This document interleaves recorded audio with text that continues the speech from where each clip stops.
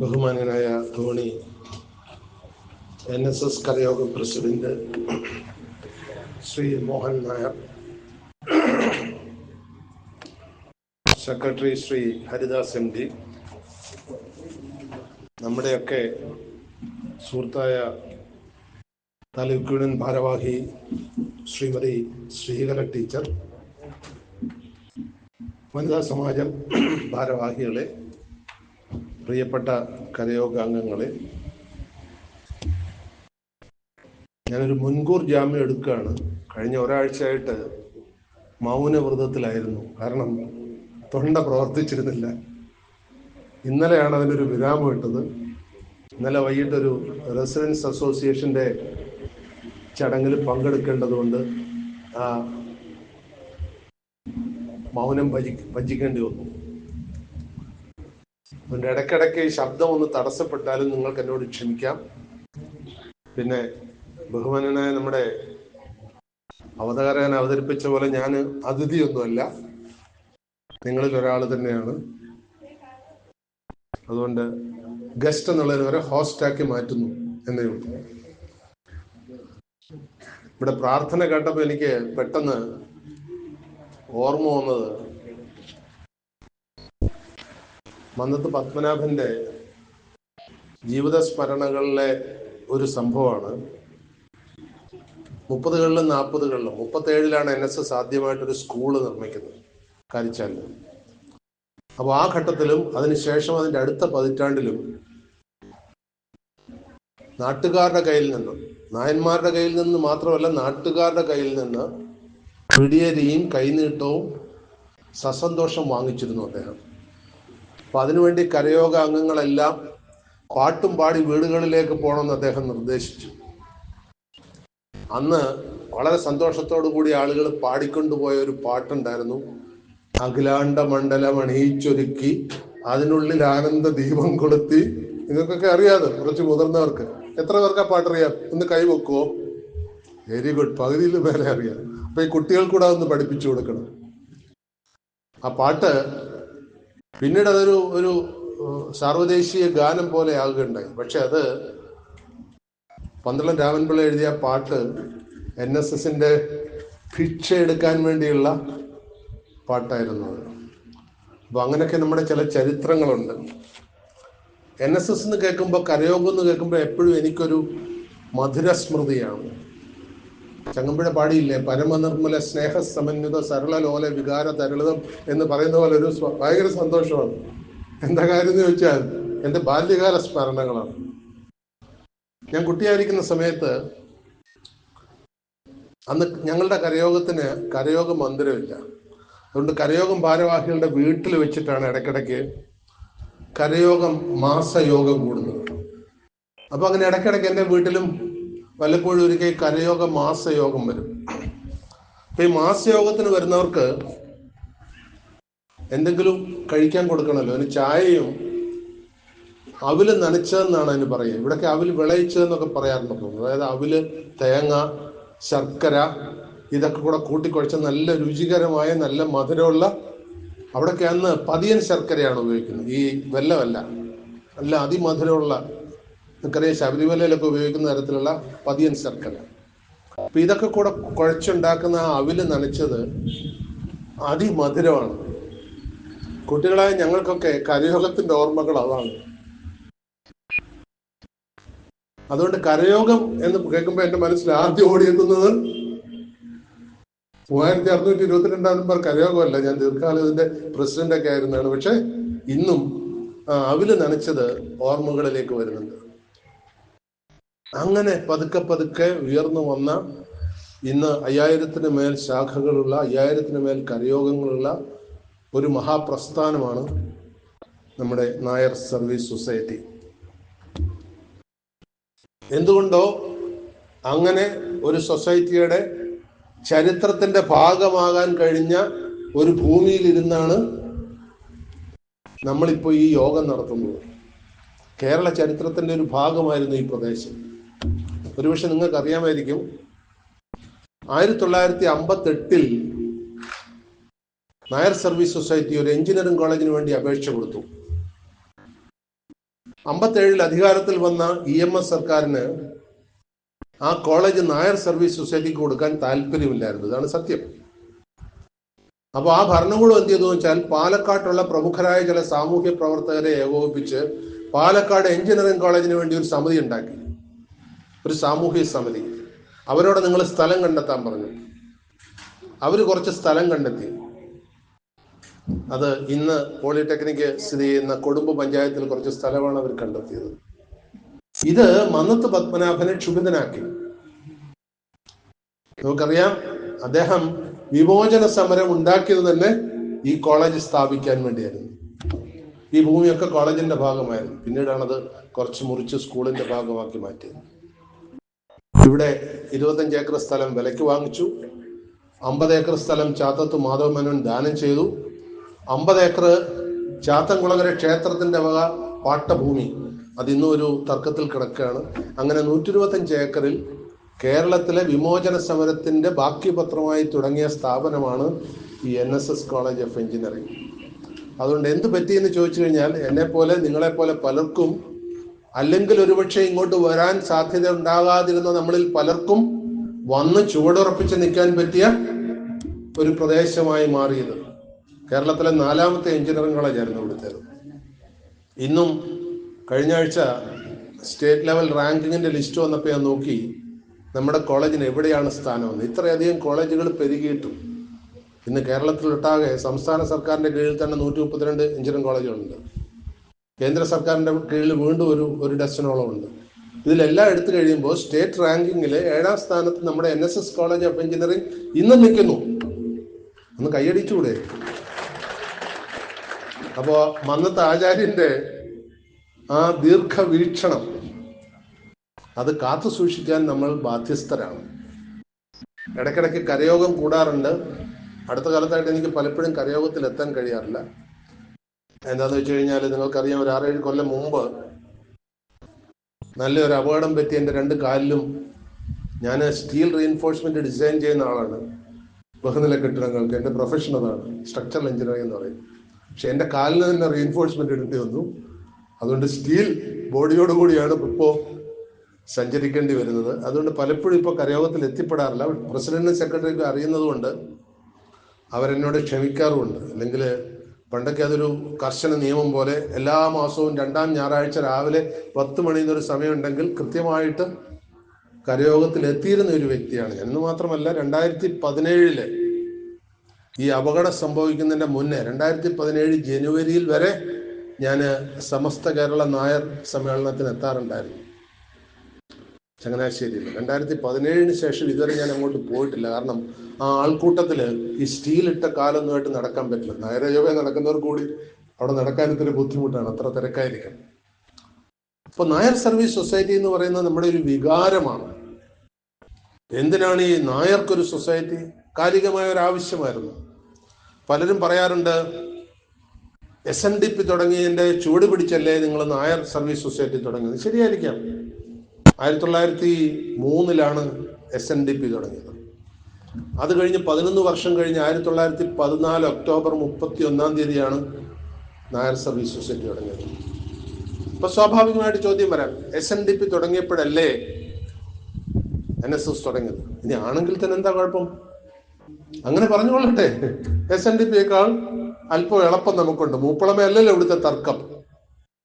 പക്ഷേ ഈ സംഘടന തുടങ്ങിയിട്ടും നമ്മൾ ഇന്നും അസംഘടിതരാണെന്നാണ് എനിക്ക് മനസ്സിലാകുന്നത്.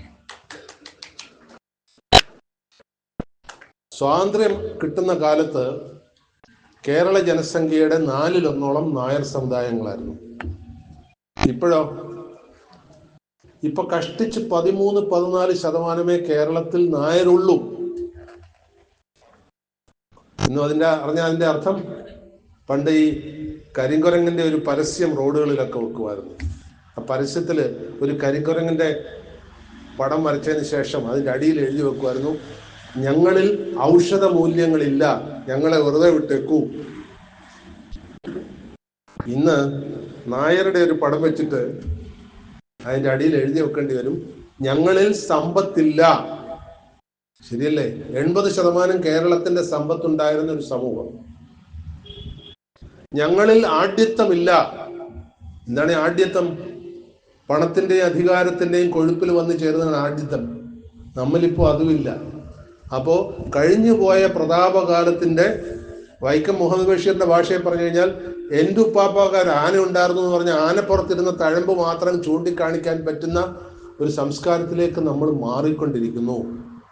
പക്ഷെ ഒരു കാര്യമുണ്ട്, അതെല്ലാവർക്കും അറിയാം, നമ്മുടെ ബുദ്ധിക്ക് ഒരു കോട്ടവും വന്നിട്ടില്ല. ഇന്നും കേരളത്തിലെ ഏറ്റവും നല്ല തലകൾ ഏതാണെന്ന് ചോദിച്ചു കഴിഞ്ഞാൽ നമ്മുടെയൊക്കെ തലകളാണ്. അത് പല സ്ഥാപനങ്ങളിൽ പോകുന്നതുകൊണ്ടും പലരുമായിട്ടും ഇടപഴകുന്നതുകൊണ്ടും എനിക്ക് നന്നായി മനസ്സിലാകുന്നുണ്ട്. പക്ഷേ അതിനെ എവിടേക്ക് എത്തിക്കാൻ കഴിയുന്നു, തലയെ പുകച്ച് ലക്ഷ്യത്തിലെത്തിക്കാൻ കഴിയുന്ന ശ്രമത്തിൽ നമ്മൾ കുറച്ച് പിന്നോക്കമാണ്. അതുകൊണ്ട് എന്ത് പറ്റുമെന്ന് ചോദിച്ചു കഴിഞ്ഞാൽ, നമ്മുടെ അടുത്ത തലമുറയൊക്കെ ഇന്ന് വിദേശത്താണ്. ഇവിടെ തന്നെ നോക്കൂ, ഇവിടെ ഇരിക്കുന്നതിൽ ഒരു 15-20% കൂടുതൽ മുതിർന്നവരാണ്, ജീവിതത്തിന്റെ മധ്യഭാഗം കഴിഞ്ഞവരാണ്. ഇത് നമ്മുടെ സമൂഹത്തിൽ ഇന്ന് നടന്നുകൊണ്ടിരിക്കുന്ന ഒരു പ്രക്രിയയാണ്. ജനസംഖ്യയിൽ വരുന്ന മാറ്റത്തോടൊപ്പം തന്നെ തൊഴിൽ മേഖലയിലും നമ്മൾ തകർന്നുകൊണ്ടിരിക്കുകയാണ്. സംവരണത്തിന്റെ ആനുകൂല്യങ്ങൾ കൊണ്ട് തൊഴിലിൽ കയറുന്ന ഒരു കൂട്ടർ. സംവരണം വേണ്ട എന്ന് ഞാൻ പറയില്ല, പക്ഷേ ആർക്കാണ് സംവരണം കൊടുക്കേണ്ടത്? ഒരു കാലത്ത് ജനിച്ച സമുദായത്തിന്റെ ഗുണം കൊണ്ട് നായർ സമുദായം പോലെയുള്ള മുന്നോക്ക സമുദായങ്ങളിൽ പെട്ടവർക്ക് ചില ആനുകൂല്യങ്ങൾ ഉണ്ടായിരുന്നുവെങ്കിൽ ഇന്ന് അത് നേരെ തിരിച്ചു കൊടുക്കുന്നു എന്ന് മാത്രം. അപ്പൊ അവിടെയും അനീതിയാണ് നടക്കുന്നത്. ആനുകൂല്യങ്ങൾ കൊടുക്കുന്നത് അർഹർക്കായിരിക്കണം. ദീർഘകാലമായിട്ട് നായർ സർവീസ് സൊസൈറ്റി ആവശ്യപ്പെടുന്ന അതാണ്, ആനുകൂല്യങ്ങൾ സാമ്പത്തികമാക്കണം. ഒരു കുലത്തിൽ ജനിച്ചത് കൊണ്ടോ അല്ലെങ്കിൽ എൻ്റെ മുത്തച്ഛൻ്റെ മുതുമുത്തച്ഛൻ നിങ്ങൾക്ക് ദാസ്യവേല ചെയ്തു എന്നൊരു സർട്ടിഫിക്കറ്റ് ഉള്ളത് കൊണ്ടോ ആനുകൂല്യം കിട്ടുന്ന സ്ഥിതിയിലേക്ക് കാര്യങ്ങൾ എത്തിയാൽ ചരിത്രത്തിന്റെ ചാക്രികത ആവർത്തിക്കുകയാണ്. ഫൂറിയർ എന്ന് പറഞ്ഞൊരു ശാസ്ത്രജ്ഞൻ 2 നൂറ്റാണ്ട് മുമ്പ് പറയുകയുണ്ടായി. മാത്തമാറ്റിക്സിൽ ഒരുപാട് ഗവേഷണം ചെയ്തിട്ടുള്ള ആളാണ്. അദ്ദേഹത്തെ ഫൂറിയർ പ്രിൻസിപ്പിൾസ് ഒക്കെ പഠിപ്പിക്കുന്ന ഒരുപാട് മാത്തമാറ്റിക്സ് അധ്യാപകർ ഇതിനടക്ക് തന്നെ ഉണ്ടാവും ചിലപ്പോൾ. അദ്ദേഹം ഫിലോസഫർ കൂടിയായിരുന്നു. അദ്ദേഹം പറയുണ്ടായി, ഈ ഭൂമിയിൽ നടക്കുന്ന എല്ലാം ചാക്രിക പ്രക്രിയയാണ് എന്ന് പറഞ്ഞാൽ, ഇന്ന് ഞാൻ നാളെ നീ, ഇന്ന് ഞാൻ നാളെ നീ എന്നും പ്രതിഫലിക്കുന്നത് നോർമയിൽ എന്ന് പറയുന്ന പോലെ ഉള്ളൂ. അപ്പോൾ ഒരു കാലത്ത് നമ്മളൊരു സമൂഹത്തെ കീഴ്പ്പെടുത്തിയെങ്കിൽ, നമ്മൾ അവരോട് അനീതി ചെയ്തെങ്കിൽ, അവരുമായിട്ട് യാതൊരു ബന്ധവുമില്ലാത്ത 2-3 തലമുറ കഴിഞ്ഞുള്ള ഈ തലമുറയോട് സമൂഹത്തിന് അനീതി ചെയ്യാനുള്ള അവകാശമില്ല, ആർജവമില്ല. പക്ഷെ അതാണ് ഇപ്പൊ ചെയ്തുകൊണ്ടിരിക്കുന്നത്. അതാരാ അനുഭവിക്കുന്നത്? നമ്മുടെയൊക്കെ ഇളം തലമുറ ഈ നാട് വിട്ടു പോകാൻ പ്രേരിതരായി മാറുന്നു. പണ്ടൊക്കെ നമുക്ക് ജന്മാവകാശമായി കിട്ടിയ സ്വത്തുകൾ കൊണ്ടെങ്കിലും ജീവിക്കാമായിരുന്നു. ഇന്ന് എത്ര നായർ സമുദായ അംഗങ്ങളുടെ ജന്മാവകാശമായി സ്വത്തുണ്ട്? ഇനി സ്വത്തുണ്ടെങ്കിൽ തന്നെ കേരളത്തിലെ ഭൂജന്മ സ്വത്തുക്കളുടെ വില ഇടിഞ്ഞുകൊണ്ടേയിരിക്കുകയാണ്. കാരണം ഇവിടെ ആർക്കും വേണ്ട. തെക്കൻ ജില്ലകളിൽ പോയി കഴിഞ്ഞാൽ ഇപ്പൊ വസ്തു വാങ്ങാൻ ആളില്ല. അടുത്ത കാലത്ത് എൻ്റെ ഒരു പൂർവ്വ വിദ്യാർത്ഥി, അദ്ദേഹം പാലക്കാട് ഒരു കോൺട്രാക്ടറാണ്. പത്തനംതിട്ടയിൽ അദ്ദേഹത്തിന്റെ ജന്മസ്ഥലത്ത് പോയിട്ട് തിരിച്ചു വന്നിട്ട് പറയുന്നു, എനിക്ക് കണ്ടിട്ട് സങ്കടം വരുന്നു, ഏക്കർ കണക്കിന് ഭൂമി ഇങ്ങനെ കിടക്കുക, വിൽക്കാനുണ്ടെന്നുള്ള ബോർഡ് വെച്ചിട്ട്, വാങ്ങാൻ ആളില്ല. കാരണം വാങ്ങിയാൽ ജീവിക്കണ്ടേ. 86 ലക്ഷം വീടുകളുണ്ട് കേരളത്തിൽ. അതിൽ 15 ലക്ഷം വീടുകൾ ഒഴിഞ്ഞു കിടക്കുക. ആരുടെ വീടുകൾ? അധികവും ക്രിസ്ത്യാനികളുടെയും നായന്മാരുടെയും വീടുകളാണ്. എന്താ കാര്യം? താമസിക്കാൻ ആളില്ല. പണ്ട് പറയാറുള്ള പോലെ ചത്തൊഴിഞ്ഞ വീടുകൾ. ഒരു തലമുറ അവിടെ ജീവിച്ചിരുന്നു, അവർ മരിച്ചു, ഇനി അവിടേക്ക് ആരുമില്ല. ഇത് കേരളത്തിൽ മാത്രം കണ്ടുവരുന്ന ഒരു പ്രത്യേക ഫിനോമിനോൺ എന്ന് ഇംഗ്ലീഷിൽ പറയും. ഒരു പ്രത്യേക സംഭവമാണിത്. ലോകത്ത് ഇതുപോലെ ഉണ്ടായിരുന്ന ചില സ്ഥലങ്ങളുണ്ട്, ഇറ്റലിയിലും മറ്റുമൊക്കെ. ചില ഗ്രാമങ്ങൾ വിജനമായി, ശുഷ്കമായി, ആളില്ലാതായി. അപ്പൊ ഇറ്റാലിയൻ ഗവൺമെന്റ് എന്ത് ചെയ്തു? ഇത് ആരെങ്കിലും താമസിക്കട്ടെ എന്ന് വിചാരിച്ച് ഇത് ഫ്രീ ആയിട്ട് ഓഫർ ചെയ്തു. താമസിക്കാൻ ആളുകൾ എത്തി. പക്ഷെ എവിടുന്ന? ചൈനയിൽ നിന്ന്. കുറച്ച് ഭാഗത്തേക്ക് ആളുകൾ എത്തിയപ്പോൾ അവർക്ക് മനസ്സിലായി ഇത് അപകടകരമായ ഒരു പ്രയാണമാണെന്ന്. അത് നിർത്തിവെച്ചു. ഇപ്പോൾ ഒഴിഞ്ഞു കിടക്കുക. നിങ്ങൾ ഇറ്റലിയിലെ ഗ്രാമപ്രദേശങ്ങളിൽ പോയി കഴിഞ്ഞാൽ അറിയാം, പല ജനവാസ മേഖലകളും ഇന്ന് അവിടെ ഒഴിഞ്ഞു കിടക്കുക, ആരുമില്ല. ഗവൺമെന്റ് അത് ആർക്കും കൊടുക്കുന്നുമില്ല. ഒരു ആകസ്മിക യാത്രയിൽ തിരുവല്ലയിലുള്ള ഒരു ബാങ്കിന്റെ മാനേജർ എൻ്റെ ഒപ്പം ട്രെയിനിലുണ്ടായിരുന്നു, കുറച്ചു കാലം മുമ്പാണ്. അദ്ദേഹം പറഞ്ഞത് 100 കണക്കിന് കോടി രൂപകൾ അദ്ദേഹത്തിന്റെ ബാങ്കിൽ ഡെഡായിട്ട് കിടക്കുകയാണത്രേ. എടുക്കാൻ ആളില്ല. കാരണം ഇത് നിക്ഷേപിച്ചവർ ജീവനോടെ ഇല്ല. അവരുടെ മക്കളൊക്കെ അമേരിക്കയിലോ ഇംഗ്ലണ്ടിലോ ഒക്കെ ആയിരിക്കും. അവർക്ക് ഇങ്ങോട്ട് വന്നത് എടുക്കാൻ താല്പര്യമില്ല. കാരണം അവരുടെ വരുമാനം വെച്ച് നോക്കുമ്പോൾ ഇതിന് മൂല്യമില്ല. അപ്പൊ എന്ത് പറ്റും? റിസർവ് ബാങ്ക് നിയമം അനുസരിച്ച് കുറച്ചു കാലം കഴിയുമ്പോൾ ഈ ആസ്തികളൊക്കെ സർക്കാരിലേക്ക്, കേന്ദ്ര സർക്കാരിലേക്ക് മുതൽക്കൂട്ടും. ഇത് ആവർത്തിച്ചുകൊണ്ടിരിക്കുകയാണ്. അപ്പൊ ഈ വരുന്ന അപജയം സംഭവിക്കുന്ന സമുദായങ്ങളിൽ ഒന്ന് നമ്മുടേതാണ്. അതിനോട് എങ്ങനെ പ്രതികരിക്കണം? അതിനോട് പ്രതികരിക്കാൻ ഒരു നൂറ്റാണ്ടിന് മുന്നേ, 110 വർഷങ്ങൾക്ക് മുന്നേ മന്നത്ത് പത്മനാഭൻ കണ്ടുപിടിച്ച ഒരു ചെറിയ സംവിധാനമായിരുന്നു നായർ സർവീസ് സൊസൈറ്റി. അന്ന് അതിന് പേരെങ്ങനെയായിരുന്നില്ല, നായർ ഭൃത്യജന സംഘം എന്ന പേരിൽ തുടങ്ങി. ഒരു വർഷത്തിനകം അതിന്റെ പേര് മാറ്റി നായർ സർവീസ് സൊസൈറ്റി എന്നാക്കുകയായിരുന്നു. ഈ സൊസൈറ്റി ആദ്യഘട്ടത്തിൽ ഒരുപാട് അത്ഭുതകരമായ പ്രവർത്തനങ്ങൾ ചെയ്തു. എത്രയോ സ്കൂളുകൾ, എത്രയോ കോളേജുകൾ. ഒരു ഘട്ടത്തിൽ കേരളത്തിൽ ഏറ്റവും കൂടുതൽ വിദ്യാഭ്യാസ സ്ഥാപനങ്ങൾ നടത്തുന്ന 2 ഏജൻസികളിൽ ഒന്നായി മാറി ഇത്. പക്ഷെ ഇപ്പോൾ അങ്ങനെയല്ല. ഇപ്പൊ നിങ്ങൾ ശ്രദ്ധിക്കേണ്ടത്, കേരളത്തിലുള്ള 1600ഓളം കോളേജുകളിൽ ഏതാണ്ട് 1200 എണ്ണത്തോളം ന്യൂനപക്ഷ സമുദായങ്ങളുടെ കയ്യിലാണ്. അവർ ന്യൂനപക്ഷമാണെന്ന് പറയാൻ പറ്റില്ല, അവരാണിപ്പോൾ ഭൂരിപക്ഷം. കേരള ജനസംഖ്യയിൽ ഹിന്ദുക്കളെക്കാൾ കൂടുതൽ ഇപ്പോൾ ഇതര സമുദായങ്ങളാണ്. ഒന്നാമത് ഹിന്ദുക്കൾ നല്ലൊരു പങ്ക് വിദേശങ്ങളിലേക്ക് പോകുന്നവർ തിരിച്ചു വരുന്നില്ല.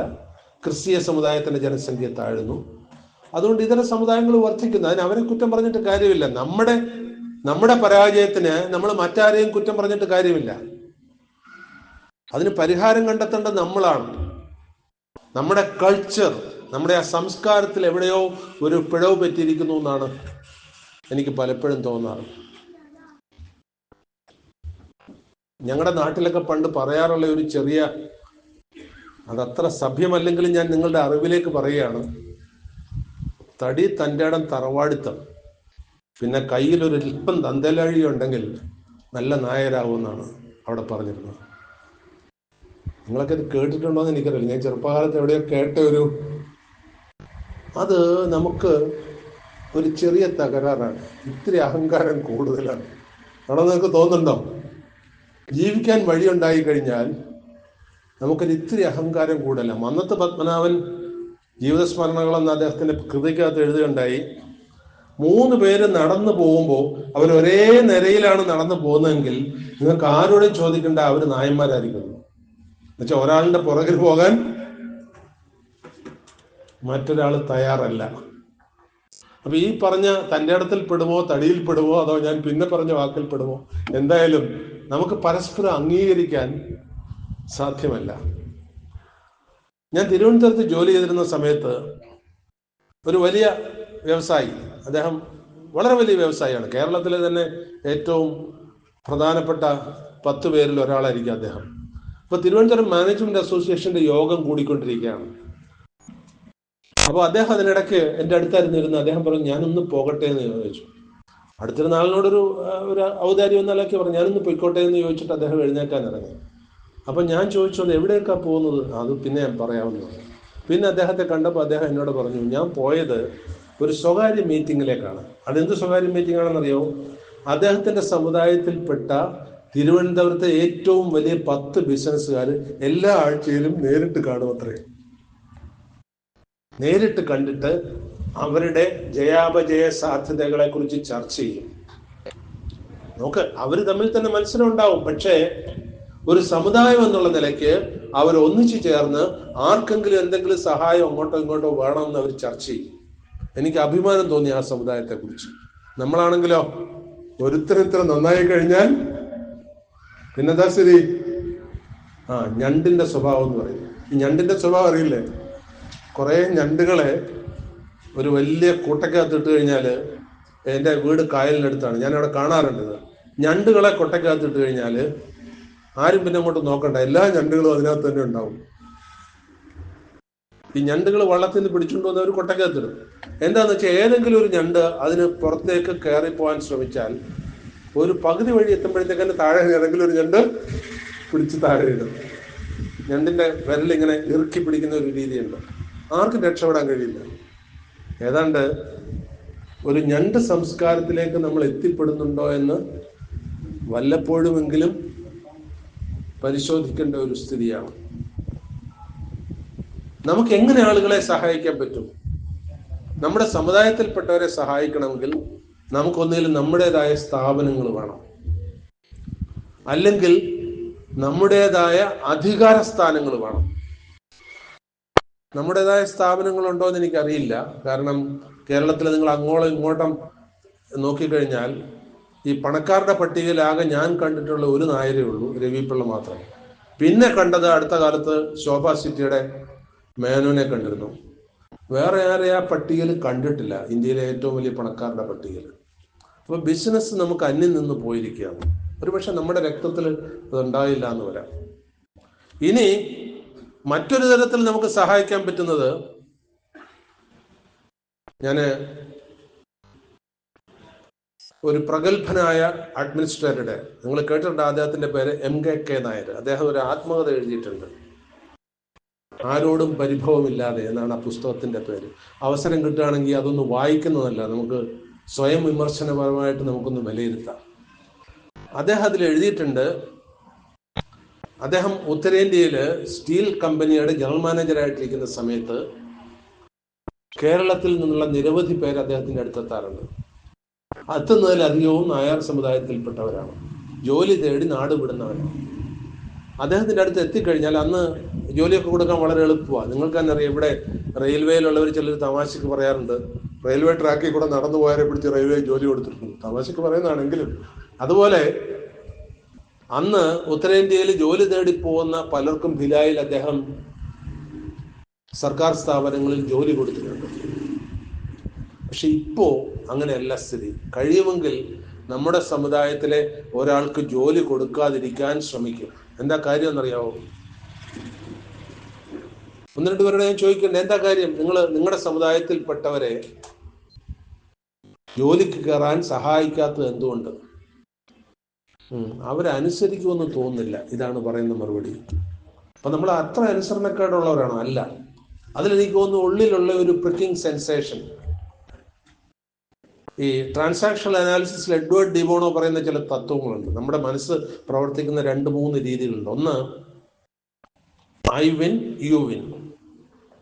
അടുത്തത് ഐ വിൻ യു ലൂസ്. അടുത്തത് യു വിൻ ഐ ലൂസ്. അടുത്തത് ഐ വിൻ യു വിൻ. അതാണ് വിൻ വിൻ സിറ്റുവേഷൻ എന്ന് പറയുന്നത്. ഈ വിൻ വിൻ സിറ്റുവേഷൻ നമുക്ക് അത്ര പഥ്യമല്ല. ഞാനും നന്നാകണം, നീ നന്നാകണം എന്നുള്ള ചിന്താഗതി നമ്മുടെ മനസ്സിൽ അത്ര പഥ്യമല്ല. എന്തുകൊണ്ടെന്ന് അറിയില്ല. ഒരുപക്ഷെ നമ്മുടെ മനസ്സിൽ കാലാകാലമായിട്ടുണ്ടായിട്ടുള്ള ചില പരിണാമ പ്രക്രിയയുടെ ആയിരിക്കും. നമ്മുടെ മനസ്സിലുള്ള എന്താണ്? നമ്മുടെ മനസ്സിലുള്ളത്, ഞാൻ നന്നായാലും കുഴപ്പമില്ല, ഞാൻ നശിച്ചു പോയാലും കുഴപ്പമില്ല, നീ നന്നാകരുത്, ആണോ? അത് പലരുടെ മനസ്സിൽ അങ്ങനെ ഒരു ചിന്താഗതി. നിങ്ങളാരും അങ്ങനെയാണെന്ന് ഞാൻ പറയുന്നില്ല, ഞാനിതൊരു സാമാന്യവൽക്കരണം പറഞ്ഞതാണ്. അപ്പൊ ഇവിടെയാണ് നമ്മൾ മാറി ചിന്തിക്കുന്നത്. നമ്മൾ മാറി ചിന്തിച്ചേ പറ്റുള്ളൂ. ഇല്ലെങ്കിൽ കുറച്ചു കാലം കഴിയുമ്പോൾ, ഞാനിപ്പോൾ വളരെ അടുത്ത കാലത്ത് രാമേശ്വരന്റെ ഭാരവാഹികൾ എൻ്റെ വീട്ടിൽ വന്ന സമയത്ത് ചോദിക്കുകയുണ്ടായി, നമ്മുടെ ഈ നഗറിലുള്ള വീടുകളിൽ, രാമേശ്വര നഗറിൽ 100 ചില്ലാനും വീടുകളുണ്ട്, എത്ര ഇടത്ത് കുട്ടികളൊക്കെ ഉണ്ടെന്ന് അന്വേഷിക്കുകയുണ്ടായി. ഈ 2 കയ്യിൽ എണ്ണാവുന്ന അത്രയും വീടുകളിലില്ല. ബാക്കിയുള്ള വീടുകളിലെല്ലാം മുതിർന്ന അച്ഛനും അമ്മയും മാത്രമേ ഉള്ളൂ. അപ്പോൾ വാർദ്ധക്യം ബാധിക്കുന്ന ഒരു ജനതയായിട്ട്, ചെറുപ്പക്കാർ മുഴുവൻ വിട്ടുപോകുന്ന വാർദ്ധക്യം ബാധിക്കുന്ന ഒരു ജനതയായിട്ട് നമ്മൾ മാറിയാൽ നമ്മുടെ സമുദായത്തെ നമുക്ക് പിന്നെ എഴുന്നേൽപ്പിക്കാൻ കഴിയില്ല. ഒരു പ്രായം കഴിഞ്ഞാൽ നമുക്ക് എഴുന്നേൽപ്പിക്കാൻ കഴിയില്ല. ആ സ്ഥിതിയിലേക്ക് കാര്യങ്ങൾ പോകാതിരിക്കണമെങ്കിൽ നമ്മൾ ഇനിയെങ്കിലും ജാഗരൂകരാകേണ്ടിയിരിക്കുന്നു. പഴയ കഥ നമുക്ക് ഒരുപാട് പറയാനുണ്ടാവും. നായർ സമുദായത്തിന്റെ മികവുകളെ കുറിച്ച് പറയാനാണെങ്കിൽ നമുക്ക് വലിയ വലിയ ലിസ്റ്റ് ഉണ്ടാവും. കേരളത്തിൽ അയിത്തോച്ചാടനം ആരാണ് നേടിയെടുത്തത്? അയിത്തം അനുഭവിച്ചിരുന്നവരാണോ? ക്ഷേത്രങ്ങളിൽ കയറാനുള്ള അവകാശം ആരാണ് നേടിയെടുത്തത്? ക്ഷേത്രങ്ങൾ നിഷേധിക്കപ്പെട്ടവരായിരുന്നു? അതൊന്നുമല്ല. ഗുരുവായൂർ സത്യാഗ്രഹവും വൈക്കം സത്യാഗ്രഹവും എന്തിന്? മഹാരാജാവിനെ കൊണ്ട് ക്ഷേത്രപ്രവേശന വിളംബരം വരെ ചെയ്യിക്കാൻ കാരണം മന്നത്ത് പത്മനാഭനാണ്. നമ്മുടെ ആചാര്യനാണ് ചെയ്തതെന്ന് നമുക്ക് അഭിമാനിക്കാം. പക്ഷെ ആർക്കു വേണ്ടിയാണ് അത് ചെയ്തത്? അത് നിഷേധിക്കപ്പെട്ടിരുന്ന ജനവിഭാഗങ്ങൾക്ക് വേണ്ടിയാണ്. അവരാരുമല്ല സമരം ചെയ്തത്. ചരിത്രപരമായിട്ട് നമുക്ക് നോക്കിയാൽ അറിയാം, കേരളത്തില് ഏറ്റവും കൂടുതൽ സാമൂഹ്യ നവോത്ഥാനം നടന്നത് 19-ാം നൂറ്റാണ്ടിന്റെ അവസാനവും 20-ാം നൂറ്റാണ്ടിന്റെ ആദ്യവുമാണ്. ഏതാണ്ട് 1870 മുതൽ 1925 വരെയുള്ള കാലഘട്ടത്തിലാണ് കേരളത്തിൽ ഏറ്റവും കൂടുതൽ നവോത്ഥാനം നടന്നത്. ആ നവോത്ഥാനം തുടങ്ങിയതാകട്ടെ നാർഗോയിലെ അയ്യാസ്വാമി തൊട്ട് തൈക്കാട് സ്വാമി മുതൽ തൈക്കാട് സ്വാമിയുടെ ശിഷ്യന്മാരായിരുന്ന ചട്ടമ്പിസ്വാമി, ശ്രീനാരായണ ഗുരു മുതൽ ഇങ്ങോട്ടാണ് അയ്യങ്കാളി, ഇവരൊക്കെയാണ് ഇതിന് നേതൃത്വം നൽകി. പക്ഷേ തൊട്ടുകൂടായ്മയും തീണ്ടിക്കൂടായ്മയും അവസാനിപ്പിക്കുന്നതിൽ ഇവരൊക്കെ വഹിച്ച പങ്കിനേക്കാൾ കൂടുതൽ വഹിച്ചത് നായർ സമുദായത്തിന്റെ ആചാര്യനായ മന്നത്ത് പത്മനാഭനാണ്. അപ്പൊ നമ്മൾ അവർക്ക് സ്വാതന്ത്ര്യം നേടിക്കൊടുത്തു. അത് അവരംഗീകരിക്കുന്നോ ഇല്ലയോ എന്ന് എനിക്കറിയില്ല. കാരണം ഒരുപക്ഷെ ഈ മാർജിനലൈസ്ഡ് ആയിട്ടുള്ള സമൂഹങ്ങൾ, പാർശ്വവൽക്കരിക്കപ്പെട്ട സമൂഹങ്ങൾക്ക് അന്ന് അതിനുള്ള ശക്തി ഉണ്ടായില്ല എന്നിരിക്കാം. അതിന് നേതൃത്വം കൊടുക്കുവാൻ നായർ സമുദായത്തിന്റെ NSSന്റെ സ്ഥാപകന് കഴിഞ്ഞു എന്നുള്ളത് ഒരു വലിയ നേട്ടമാണ്. പക്ഷെ നമ്മൾ കാണാതെ പോയൊരു വസ്തുത, അതിനുശേഷമുണ്ടായ നവോത്ഥാനത്തിൽ 1925 ശേഷം നടന്ന നവോത്ഥാനത്തിൽ അന്ന് ഏകദേശം 75-80% സ്വത്ത് കൈയാളിയിരുന്ന നമ്മുടെ സമുദായം പാർശ്വവൽക്കരിക്കപ്പെട്ടുപോയി. ഇന്ന് നമ്മുടെ ഒരു സ്വത്തുമില്ല, അധികാരവുമില്ല, രാഷ്ട്രീയ സ്വാധീനവുമില്ല. രാഷ്ട്രീയ സ്വാധീനം എപ്പോഴാണ് വരുന്നത്? ജനസംഖ്യയിൽ ബാഹുല്യം വരുമ്പോഴാണ് രാഷ്ട്രീയ സ്വാധീനം വരുന്നത്. നമുക്ക് അതുമില്ല. കാരണം 13-14% ജനസംഖ്യയുള്ള ഒരു സമൂഹത്തിന് എത്രമാത്രം രാഷ്ട്രീയ സ്വാധീനം ചെലുത്താൻ കഴിയും? മന്നത്ത് ആചാര്യൻ ജീവിച്ചിരുന്ന കാലത്ത് അദ്ദേഹം പല പല പാർട്ടികൾ മാറിയിട്ടുണ്ട്. എന്തിനധികം, അദ്ദേഹം ആദ്യം ട്രാവൻകൂർ കോൺഗ്രസിലുണ്ടായിരുന്നു, പിന്നീട് നാഷണലിസ്റ്റ് കോൺഗ്രസിലുണ്ടായിരുന്നു. അദ്ദേഹം തന്നെ നേതൃത്വം കൊടുത്ത് രൂപീകരിച്ച കേരള കോൺഗ്രസ് ഉണ്ടായിരുന്നു. പക്ഷേ ഇതൊന്നും നായരുടെ ഒരു ആജീവനാന്ത പാർട്ടി അല്ലാതായി മാറി. അതിനൊക്കെ ശേഷം, വളരെ കാലത്തിന് ശേഷം, നായർ സർവീസ് സൊസൈറ്റിയുടെ നേതൃത്വത്തിൽ NDP എന്നൊരു രാഷ്ട്രീയ പാർട്ടി ഇവിടെ വരികയുണ്ടായി. അതും പച്ചപിടിച്ചില്ല. അപ്പൊ രാഷ്ട്രീയപരമായിട്ട് നമ്മളൊരു സ്വാധീനമായിരുന്നില്ല ഇതുവരേക്കും. അന്ന് ആചാര്യൻ ജീവിച്ചിരുന്ന സമയത്തു കൂടി അദ്ദേഹത്തിന് മുഖ്യമന്ത്രിമാരെ താഴെയിടാൻ കഴിഞ്ഞു. പക്ഷെ ആ ഒരു പാരമ്പര്യം പിന്നീട് വന്ന രാഷ്ട്രീയ നവമണ്ഡലത്തിൽ നമുക്ക് കിട്ടാതെ വന്നു. അപ്പൊ നമുക്കിപ്പോൾ വലിയ രാഷ്ട്രീയ സ്വാധീനമൊന്നുമില്ല. അപ്പൊ നമ്മളിപ്പോൾ മാറി ചിന്തിക്കണമെന്നാണ് എൻ്റെ ഒരു അഭിപ്രായം. എന്തിനാ മാറി ചിന്തിക്കുക എന്ന് പറയുന്നത്? നമ്മൾ ഇതുവരെ തുടർന്നു വന്ന ജീവിത രീതികൾ മാറണം. നമ്മുടെ ജീനില്, നമ്മുടെ വികാരങ്ങളില് നമ്മൾ തുടർന്നു വരുന്ന ചില രീതികളുണ്ട്. അതിലൊന്നാമത് മാറേണ്ടത്, ഞാനൊരു വലിയ പരമ്പരയുടെ ആളാണ് എന്നുള്ള ആ ഒരു അമിത ആത്മവിശ്വാസം. നമ്മളൊക്കെ വലിയ പരമ്പരയിൽപ്പെട്ടവരായിരിക്കും. ഞാൻ പലപ്പോഴും ഇങ്ങനെ ആലോചിക്കാറുണ്ട്, NSS ഞാനുമായിട്ട് വലിയ ആത്മബന്ധമില്ല. ഉണ്ട്. ദീർഘകാലം NSSന്റെ പ്രസിഡന്റ് ആയിരുന്ന അമ്പലപ്പാട്ട് നാരായണ മേനോൻ, അമ്പലപ്പാട്ട് ആശാൻ, നാരായണമേനല്ല, അമ്പലപ്പാട്ട് ആശാൻ വിവാഹം കഴിച്ച എൻ്റെ കുടുംബത്തിൽ നിന്നാണ്. ഇപ്പോൾ NSSന്റെ പ്രസിഡന്റ് ആയിരിക്കുന്ന വ്യക്തി എൻ്റെ അടുത്ത ബന്ധുവാണ്. ഇതൊക്കെ പറഞ്ഞിട്ടുണ്ടെന്ന് എനിക്കെന്താ കാര്യം? അതുകൊണ്ട് നമ്മുടെ പരമ്പരകളെ കുറിച്ച് പറഞ്ഞുകൊണ്ടിരിക്കാതെ നമുക്ക് സ്വയം രക്ഷപ്പെടാൻ കഴിയുന്ന വഴികൾ എന്താണ് എന്ന് നമ്മൾ തന്നെ ആലോചിക്കേണ്ടിയിരിക്കുന്നു. നായർ സമുദായത്തിനുള്ള ഒരു വലിയ കുഴപ്പം, അത് മലയാളിയുടെ ഒരു പൊതു കുഴപ്പമാണ്. ഒരു മലയാളിക്ക് ഒരു 10 ലക്ഷം രൂപ കൊടുത്തിട്ട് ഇത് വേണ്ട രീതിയിൽ ഉപയോഗിക്കാൻ പറഞ്ഞാൽ ഒന്നുകിൽ ഒരു രാഷ്ട്രീയക്കാരൻ അത് കൊണ്ട് കൊടുക്കും, അല്ലെങ്കിൽ ഏതെങ്കിലും സഹകരണ സംഘത്തിൽ അത് കൊണ്ട് കൊടുക്കും. എന്നിട്ട് ഇവിടെ ഒരു ജോലി ഒഴിവ് വരുമ്പോൾ എനിക്കതൊന്ന് തരണേന്ന് പറയും. ഇത് നമ്മുടെ ഒരു രീതിയായിപ്പോയി. അതിനെ ഉൽപ്പന്ന മതത്വത്തോടു കൂടി ഉപയോഗിക്കാനുള്ള ഒരു ആത്മീയ ശക്തി നമുക്കില്ല. നിങ്ങൾ ആ പണം ഒരു ഇതര സമുദായക്കാരന് കൊടുത്തു നോക്കൂ, അവൻ ചിലപ്പോൾ ഇവിടുത്തെ ഒരു വലിയ വ്യവസായിയോ വ്യാപാരിയോ ആയി മാറിയെന്ന് വരും. അപ്പൊ നമ്മളിപ്പോഴും ആ പഴയ ചട്ടക്കൂടിയിൽ നിന്ന് മാറുന്നില്ല. പക്ഷെ ഇപ്പൊ ചെറുപ്പക്കാർ മാറി ചിന്തിച്ചു തുടങ്ങിയിട്ടുണ്ട്. അതിന് കാരണം എന്താണെന്ന് വെച്ചാൽ, നമ്മുടെയൊക്കെ അടുത്ത തലമുറയിൽപ്പെട്ടവരിപ്പോൾ അന്യദേശങ്ങളിലേക്ക് പോകുന്നുണ്ട്. ഗൾഫ് നാടുകളിലും അമേരിക്കയിലും യൂറോപ്പിലും ഒക്കെ പോയി കഴിഞ്ഞാൽ നല്ല നല്ല സ്ഥാനങ്ങളിൽ ഇരിക്കുന്നത് നമ്മുടെ അനന്തര തലമുറയാണ്. പക്ഷെ അവിടെ വരുന്ന ഒരു തകരാറ്, അവർക്കാർക്കും ഇങ്ങോട്ട് വരാൻ ഒരു താല്പര്യമില്ല. പല കാരണങ്ങളുണ്ടാവും. ഇങ്ങോട്ട് വരാൻ അവർ താല്പര്യം കാണിക്കാത്തതിന് ഒരു കാരണം, ഇവിടുത്തെ സാമൂഹ്യ വ്യവസ്ഥയോട് അവർക്ക് ഒത്തുചേരാൻ കഴിയില്ല. കഴിവിനെ അംഗീകരിക്കുന്നില്ല. ഇവിടെ ജാതിയെ, മതത്തിനെ, രാഷ്ട്രീയത്തിനൊക്കെയാണ് അംഗീകാരം, കഴിവിനെ അംഗീകരിക്കുന്നില്ല. അപ്പൊ അവർക്ക് ഇവിടേക്ക് തിരിച്ചു വരാൻ താല്പര്യമില്ല. മറ്റൊന്ന്, ഭൂരിപക്ഷം ന്യൂനപക്ഷത്തെ അടക്കി ഭരിക്കുന്ന ഒരു സമ്പ്രദായമാണ് ഇവിടെ നിലനിൽക്കുന്നത്. അവർക്ക് ഉൾക്കൊള്ളാൻ കഴിയില്ല, കാരണം അവരാ ന്യൂനപക്ഷങ്ങളിൽ പെട്ടുപോയി. അപ്പൊ നമ്മുടെ അടുത്ത തലമുറയിൽപ്പെട്ടവര് ഇവിടേക്ക് വരാൻ താല്പര്യമെടുക്കുന്നില്ല. അതുകൊണ്ട് പുറത്തു പോയവരെ നമുക്ക് ശപിക്കാൻ കഴിയില്ല. എന്താ കാര്യം? അവര് ദീർഘമായ വിഹായസിലേക്ക് പറന്നുയരാൻ, ജോനാഥൻ ഗൾഫ് എന്ന സീഗളിന്റെ കഥയിലെ പോലെ വിശാലമായ കടലുകൾ കാണാൻ ഇറങ്ങിയവരാണ്. അവരത് കണ്ടു കഴിയുമ്പോൾ അവർക്ക് മനസ്സിലാവുന്നു ഇവിടം അവരുടെ കാഴ്ചപ്പാടിൽ ഒരു നരകമായി മാറുന്നു. തിരിച്ചു വരാൻ അവർക്ക് താല്പര്യമില്ല. അപ്പൊ രക്ഷപ്പെടുന്നവർ രക്ഷപ്പെടട്ടെ. പക്ഷെ അപ്പൊ വരുന്നവർ അപകടമേ ഉള്ളൂ. നമ്മുടെയൊക്കെ തലമുറ ഇനി എസ്റ്റാബ്ലിഷ് ചെയ്യപ്പെടുക അന്യദേശങ്ങളിലായി പോയേക്കാം. ഇപ്പൊ അഹങ്കാരത്തോടുകൂടി നമുക്ക് പറയാം, കർണാടകക്കാരനായ നാരായണമൂർത്തിയുടെ മരുമകനാണ് ബ്രിട്ടീഷ് പ്രൈം മിനിസ്റ്റർ. സത്യമല്ലേ? പക്ഷേ ഒരു ഇന്ത്യക്കാരന്റെ മരുമകനാണ് ബ്രിട്ടീഷ് പ്രൈം മിനിസ്റ്റർ എന്ന് പറഞ്ഞുകൊണ്ട് ഇന്ത്യക്ക് എന്തെങ്കിലും നേട്ടമുണ്ടോ എന്ന് എനിക്കറിയില്ല. ഇതുപോലെ ഒരുപക്ഷെ നാളെ നിങ്ങൾക്കൊക്കെ പറയാൻ കഴിഞ്ഞേക്കും, അമേരിക്കൻ പ്രസിഡന്റ്, ഇപ്പൊ അമേരിക്കൻ വൈസ് പ്രസിഡന്റ് സ്ഥാനാർത്ഥിയായിട്ട് നിന്നത് തമിഴ്നാട്ടിലെ ഒരു ഗ്രാമത്തിൽ നിന്നുള്ള ഒരു സ്ത്രീയുടെ പേരക്കുട്ടിയായിരുന്നില്ലേ?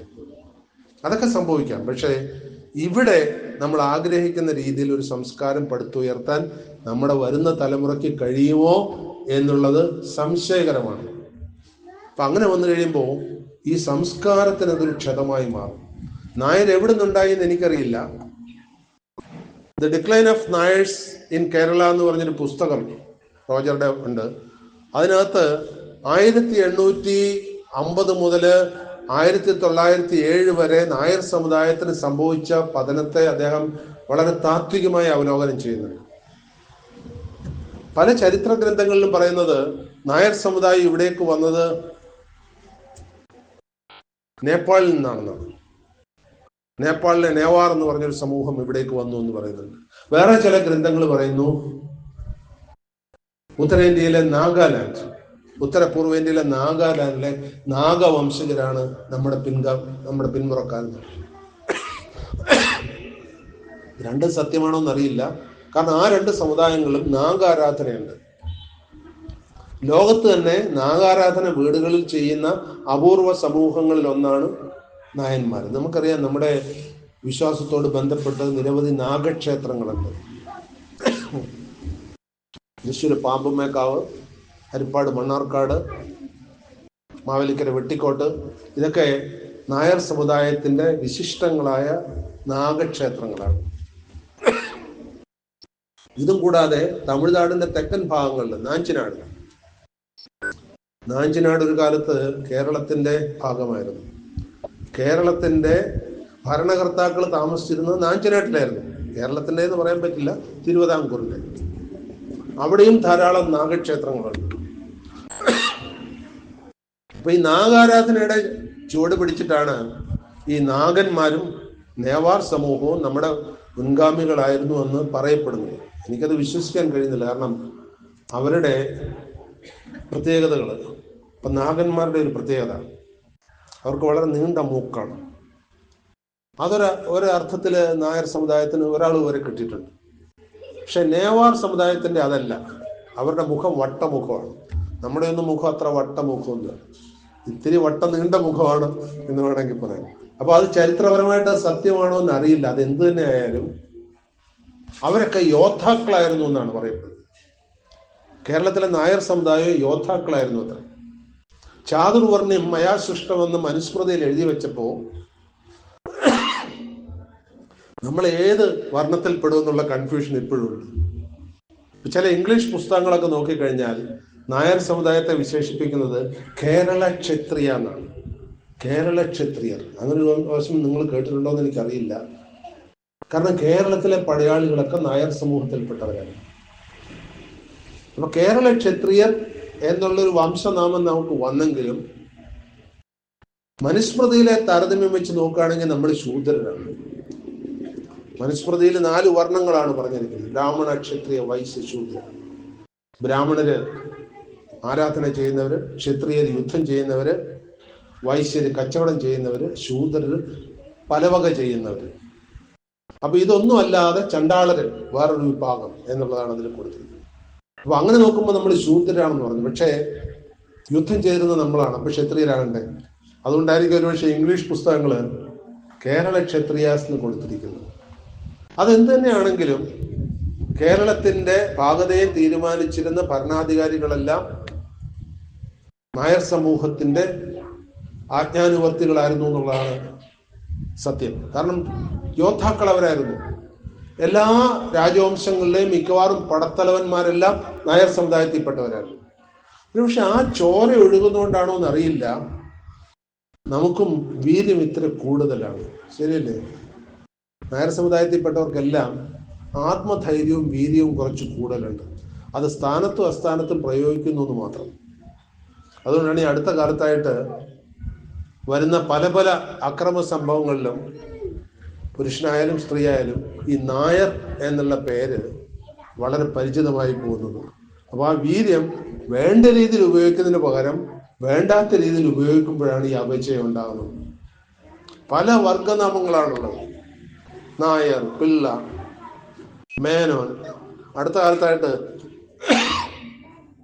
ചില അമ്പലവാസി സമൂഹങ്ങളും, നേരത്തെ അവർ നായർ സമുദായത്തിലായിരുന്നില്ല, നമ്പ്യാർ, പൊതുവാൾ, അവർക്ക് ഇപ്പോൾ നായർ സമുദായത്തിന്റെ NSSന്റെ ഭാഗമാണത്.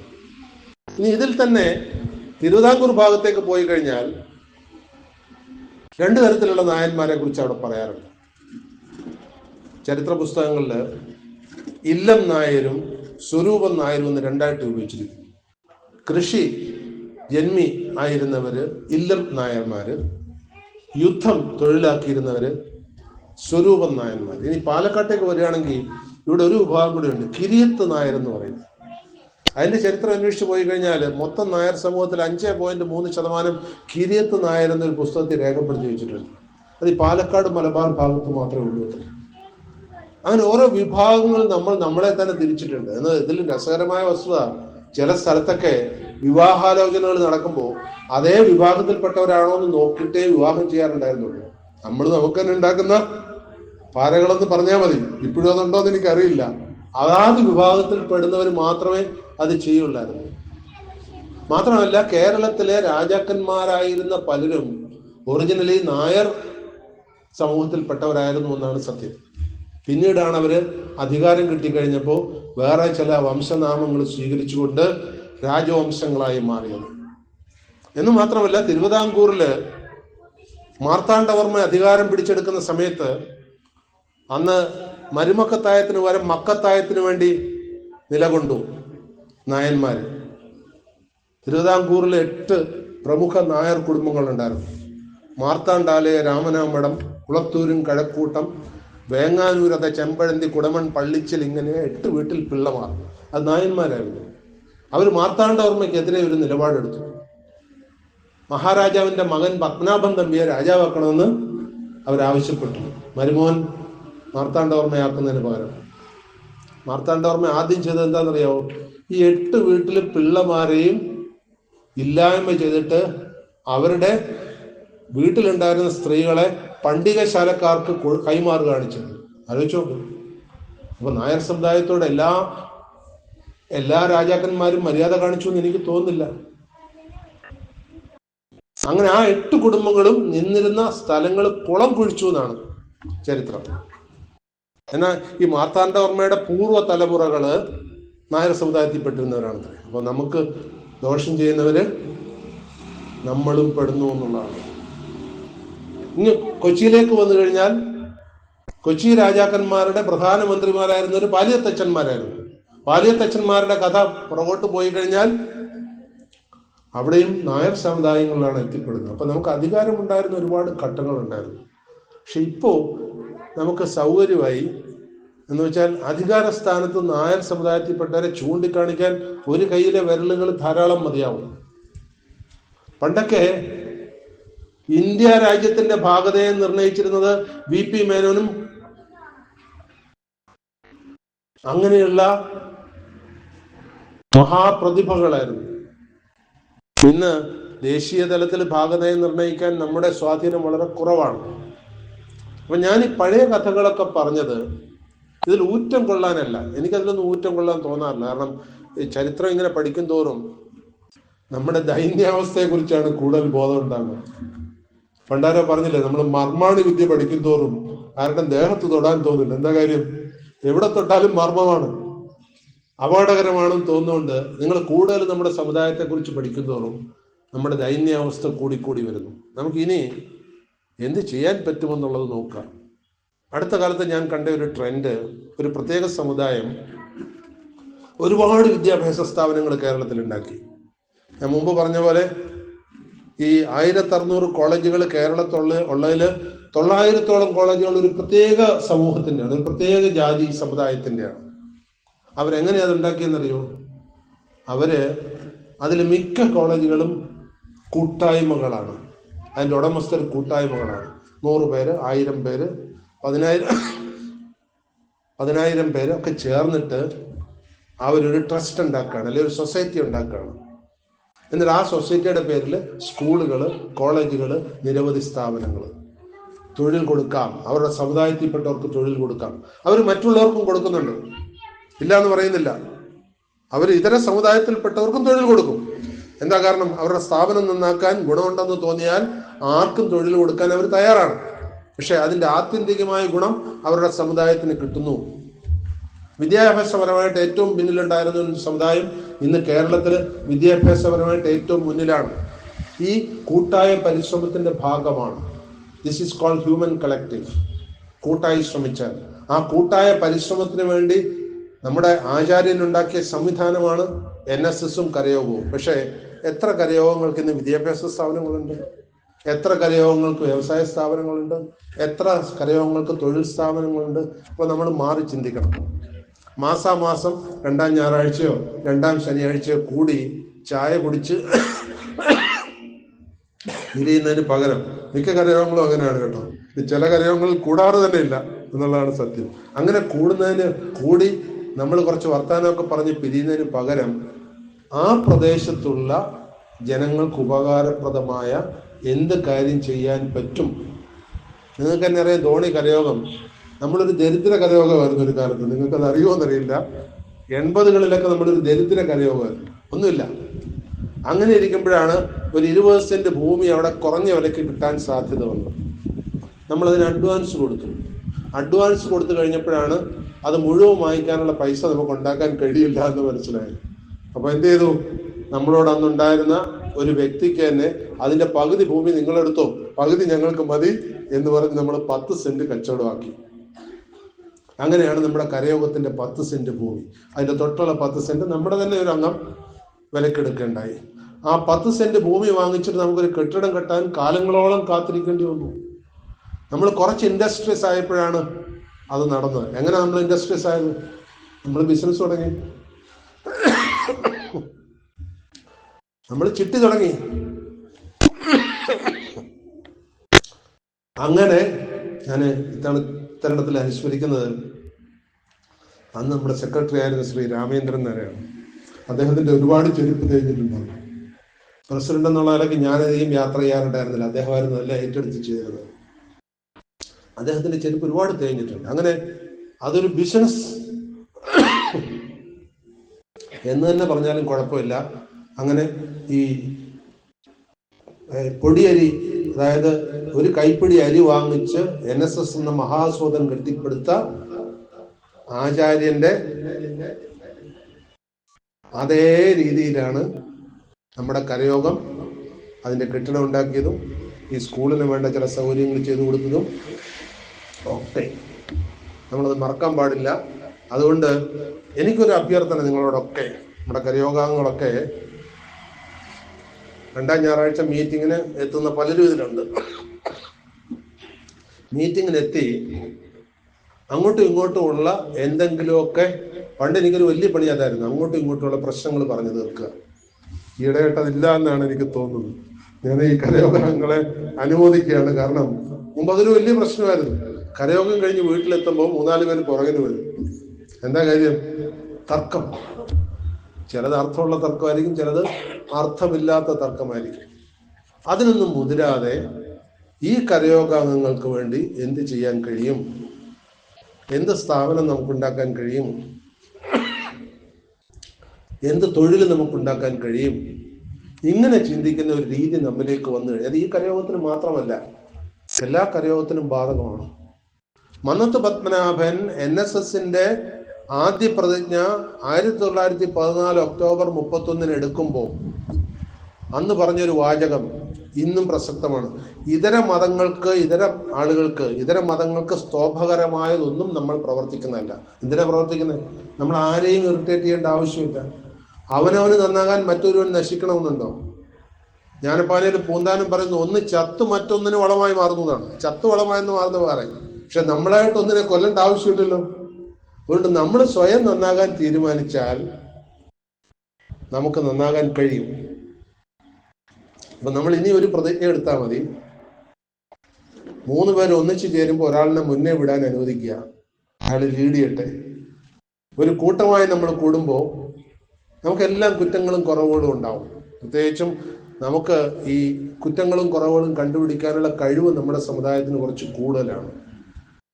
അതെന്താന്ന് വെച്ച് കഴിഞ്ഞാൽ അത് നമ്മുടെ പാരമ്പര്യമാണ്. പണ്ട് കാലത്ത് തൊട്ടേ നമ്മുടെ സമുദായത്തിൽ തുടങ്ങിയ ഒരു രീതിയാണ്. എന്താണത്? എൻ്റെ മോൻ ചത്താലും കുഴപ്പമില്ല, മരുമോൾ അനുഭവിക്കുമല്ലോ. ആ രീതി മാറ്റിയിട്ട് നമുക്ക് വിൻ വിൻ സിറ്റുവേഷനിലേക്ക്, അതാണ് വേണ്ടത്. Win win situation. ഞാൻ മുമ്പ് പറയുണ്ടായ എഡ്വേർഡ് ഡിബോണോയുടെ ആ തത്വം, വിൻ വിൻ സിറ്റുവേഷൻ. ഞാനും നന്നാകണം, നീയും നന്നാകണം. എന്നെ കൊണ്ട് എന്തെങ്കിലും സഹായം നിങ്ങൾക്കുണ്ടെങ്കിൽ അത് ചെയ്യാൻ കഴിയണം, നിങ്ങളെ കൊണ്ട് എന്തെങ്കിലും സഹായം എനിക്കുണ്ടെങ്കിൽ അത് ചെയ്യാൻ കഴിയണം. ആ ഒരു മാനസികാവസ്ഥയിലേക്ക് നമ്മൾ മാറിയാൽ മാത്രമേ നമ്മുടെ സമുദായത്തിന് ഉന്നമനം ഉണ്ടാവുള്ളൂ.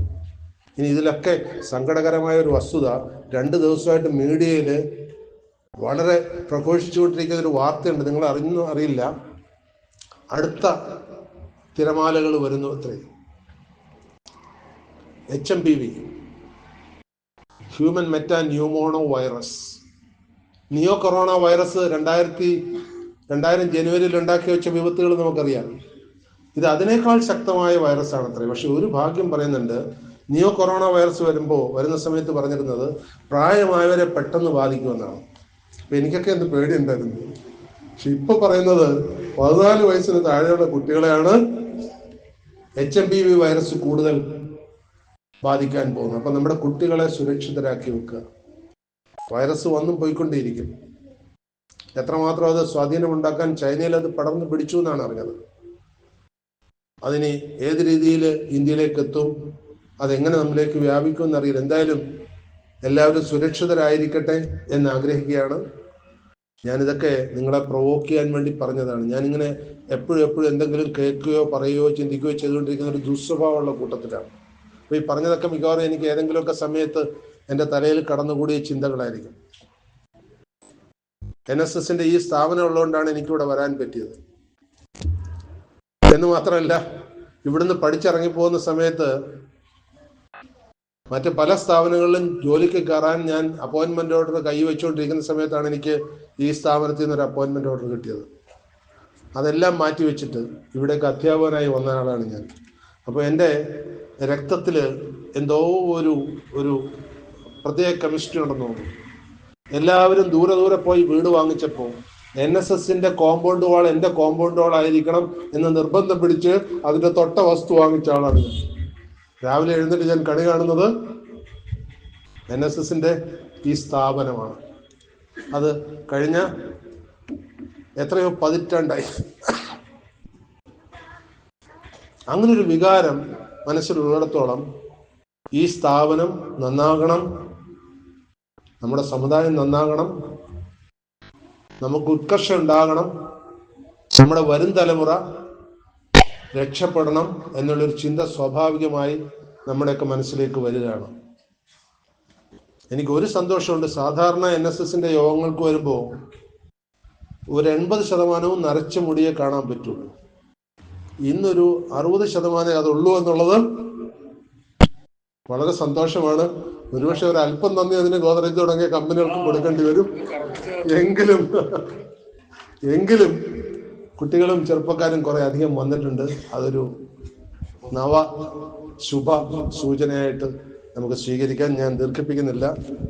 കുറെ ഇടവേളയ്ക്ക് ശേഷം ഇന്ന് കുറെ അധികം സംസാരിച്ചുകൊണ്ട് എൻ്റെ തൊണ്ട ഇപ്പൊ തന്നെ ഇന്നിനി വൈകിട്ട് വേറൊരു പ്രോഗ്രാമിൽ ഒരു റെസിഡൻസ് അസോസിയേഷൻ്റെ കൂടി പോകാനുണ്ട്.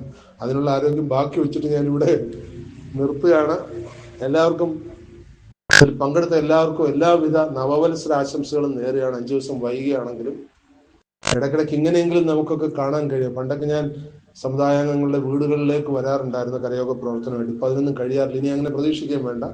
ഇനി ഇതുപോലെ എവിടെയെങ്കിലുമൊക്കെ വെച്ച് നമുക്ക് കാണാൻ കഴിയുമെന്ന് പ്രതീക്ഷിക്കാം. എൻ്റെ പേരിൻ്റെ ഒപ്പം അറ്റാച്ച് ചെയ്യപ്പെട്ടിരുന്നത് NSS എഞ്ചിനീയറിംഗ് കോളേജാണ് 2018 വരെ. 2018 ഞാൻ ഇവിടുന്ന് റിട്ടയർ ചെയ്തിട്ട് അഹല്യയിലേക്ക് പോയി. പിന്നെ അഹല്യയായിരുന്നു എൻ്റെ പേരിനൊപ്പം അറ്റാച്ച് ചെയ്യപ്പെട്ടിരുന്നത്. ഞാൻ 2 ദിവസം കഴിഞ്ഞ് ബുധനാഴ്ച MES എഞ്ചിനീയറിംഗ് കോളേജിൻ്റെ ചുമതല ഏറ്റെടുക്കുകയാണ്. അപ്പോൾ ഇനി എൻ്റെ പേരിനൊപ്പം ആ സ്ഥാപനമായിരിക്കും ഉണ്ടാകുക. അപ്പോൾ അത് ഹാജിന്ന് ചേർക്കണമെന്നില്ല, ചേർത്താലും വിരോധമില്ല. കാരണം ഹജ്ജ് ഒരു പുണ്യകർമ്മമായിട്ട് കൂട്ടുന്ന കൂട്ടത്തിലാണ് ഞാൻ. ഹിന്ദുക്കൾ കാശിയിൽ പോകുന്നത് പോലെ, ക്രിസ്ത്യാനികൾ റോമിൽ പോകുന്ന പോലെ, വത്തിക്കാനിൽ പോകുന്ന പോലെ ഹാജിമാര് ഹജ്ജിന് പോകുന്നത് ഒരു പുണ്യകർമ്മമാണ്. കാരണം ഞാൻ ഒരുമാതിരി റിലീജിയസ് ഗ്രന്ഥങ്ങൾ മുഴുവൻ വായിക്കുന്നതിൽ എന്നെ വളരെ ആകർഷിച്ച ഒരു റിലീജിയസ് ഗ്രന്ഥമാണ് ഖുർആൻ. എന്താ കാര്യം എന്ന് ചോദിച്ചു കഴിഞ്ഞാൽ വെരി പ്രാക്ടിക്കൽ. യഥാഹി ധർമ്മസ്യ എന്ന് ഭഗവത്ഗീത പറഞ്ഞെങ്കിലും ധർമ്മം കൃത്യമായിട്ട് നിർവഹിച്ചിട്ടില്ല. അതാണ് നമുക്കുള്ള കുഴപ്പം. നമ്മുടെ ബാഹുല്യം കൃതികളുടെ നമുക്കത് മനസ്സിലാക്കിയെടുക്കാൻ തന്നെ വലിയ ബുദ്ധിമുട്ട്. നമ്മുടെ വിശ്വാസങ്ങൾക്ക് ദൃഢത വരാത്തതിന് കാരണം നമ്മുടെ ഗ്രന്ഥങ്ങൾക്ക് കൃത്യമായി ഉത്തരം തരാൻ പറ്റുന്നില്ല എന്നുള്ളതാണ്. അത് ഞാൻ ഖുറാനിൽ കണ്ട ഒരു വ്യത്യാസം. അതിനകത്ത് എല്ലാ ചോദ്യങ്ങൾക്കും കൃത്യമായ ഉത്തരം കൊടുക്കുന്നുണ്ട്, ഒരു സാധാരണക്കാരന് മനസ്സിലാകുന്ന രീതിയിൽ. ഹൈന്ദവ കൃതികളെല്ലാം ഒരു വലിയ ജ്ഞാനിക്ക് മനസ്സിലാകുന്ന രീതിയിലാണ് എഴുതി വെച്ചിരിക്കുന്നത്. നിങ്ങൾ എത്ര പേര് ഉപനിഷത്ത് വായിച്ചിട്ടുണ്ടാവും? ഈശാവാസ്യം ഇതം സർവ്വം എന്ന് കേട്ടാൽ മനസ്സിലാക്കുന്ന എത്ര മലയാളികൾ ഉണ്ടാവും? ആദ്യത്തെ ഉപനിഷത്തിലെ ആദ്യത്തെ വാക്കാണത്. അപ്പൊ നമുക്ക് നമ്മുടെ വേദേതിഹാസങ്ങൾ, 108 പുരാണങ്ങൾ, 4 ഇതിഹാസങ്ങൾ, വേദങ്ങൾ, ഉപവേദങ്ങൾ, ഇതൊക്കെ മനസ്സിലാക്കാൻ ഹിന്ദുക്കൾക്ക് കഴിഞ്ഞിട്ടില്ല. എനിക്ക് തോന്നുന്നു അതിലുള്ള ഒരു അപാകത അത് മനസ്സിലാകാത്ത ഭാഷയിൽ എഴുതി വെച്ചുകൊണ്ടാണെന്ന്. ഞാൻ തന്നെ സംസ്കൃതം പഠിച്ച 40 വയസ്സിന് ശേഷമാണ്. റെയിൽവേ കോളനിയിലെ ആശ്രമത്തിൽ കൊച്ചുകുട്ടികളുടെ കൂടെ പോയിരുന്നിട്ടാണ് ഞാൻ സംസ്കൃതം പഠിച്ചത്. എത്ര പേര് അതിന് മെനക്കെടുമെന്ന് എനിക്കറിയില്ല. അപ്പൊ നമുക്കറിയാത്ത ഭാഷയിൽ എഴുതി വെച്ചിരിക്കുന്ന ആരണ്യകളും സംസ്കൃതികളും വേദങ്ങളും ഇതിഹാസങ്ങളും ഒക്കെ നമ്മെ വിജ്ഞാനത്തിൽ നിന്ന് അന്യം നിർത്തി എന്നുള്ളതാണ് സത്യം. അത് സംഭവിക്കാത്തത് കൊണ്ടാണ് ഇസ്ലാമിലും ക്രിസ്തു മതത്തിലും അവർക്ക് ദൈനംദിന കൃത്യങ്ങളെക്കുറിച്ച് കൂടുതൽ ബോധമുള്ളത്. ഒരു ഇസ്ലാമിന് 5 നേരം നിസ്കരിച്ചില്ലെങ്കിൽ അവന് നഷ്ടബോധമുണ്ട്. പക്ഷേ ഒരു ഹിന്ദുവിനോ അവൻ ആജീവനാന്തം പ്രാർത്ഥിച്ചില്ലെങ്കിൽ അവന് നഷ്ടമില്ല. ഒരുപക്ഷെ ബൃഹത്തായ ഒരു സംഹിതയായിരിക്കും, ഞാൻ അതിനെക്കുറിച്ച് ഇവിടെ പറയുന്നില്ല, സൂചിപ്പിച്ചെന്ന് മാത്രം. അപ്പൊ എല്ലാ മതങ്ങൾക്കും അതിൻ്റെതായ നന്മയും തിന്മയും ഉണ്ട്. നമ്മൾ പരസ്പരം ഒരു പൂന്തോട്ടത്തിലെ പൂക്കളെ പോലെ പരസ്പരം സൗരഭ്യം അങ്ങോട്ടും ഇങ്ങോട്ടും കൊടുത്ത് ജീവിക്കുമ്പോഴാണ് ജീവിതം ധന്യമാകുന്നത്. അതുകൊണ്ട് മറ്റൊരാളിന് ദോഷം വരണമെന്ന് ലോകാസമസ്ത സുഖിനോ ഭവന്തു എന്നാണ് ഉപനിഷത്ത് പറയുന്നത്. ലോകത്തിന് മുഴുവൻ സുഖം ഭവിക്കട്ടെ, പക്ഷെ നമുക്കും സുഖം ഉണ്ടാകണം. അവിടെയാണ് പ്രശ്നം. ലോകത്തിന് മുഴുവൻ ഉണ്ടായ പോരാ, നമുക്കും ഉണ്ടാകണം. അത് ആശംസിച്ചുകൊണ്ട് നിങ്ങൾക്ക് എല്ലാവർക്കും സുഖകരമായ ഒരു ജീവിതം ഇനി ഉണ്ടാവട്ടെ എന്ന് ആശംസിച്ചുകൊണ്ട് ഞാൻ നിർത്തുന്നു. എന്നെ ക്ഷണിച്ച കരയോഗം ഭാരവാഹികൾക്ക് ഇത്തിരി അധികം പ്രസംഗമായി പോയോ ഞാൻ? കൊടിയെന്നറിയില്ല. കാരണം ഈ കരയോഗത്തിന് വരുമ്പോൾ ഒരു കുഴപ്പം അതാണ്, നമ്മുടെ സ്വന്തം വീടല്ലേ എന്ന് വിചാരിച്ച് അങ്ങ് കൂടിപ്പോവും. അധിക പ്രസംഗമായെങ്കിലും നിങ്ങൾ സഹിച്ചുകൊള്ളുക, കാരണം വർഷത്തിൽ ഒരിക്കലല്ലേ സഹിക്കുന്നുള്ളൂ. കേട്ടിരുന്നതിന് നന്ദി സൂചിപ്പിച്ചുകൊണ്ട് ഞാൻ നിർത്തുന്നു. നമസ്കാരം.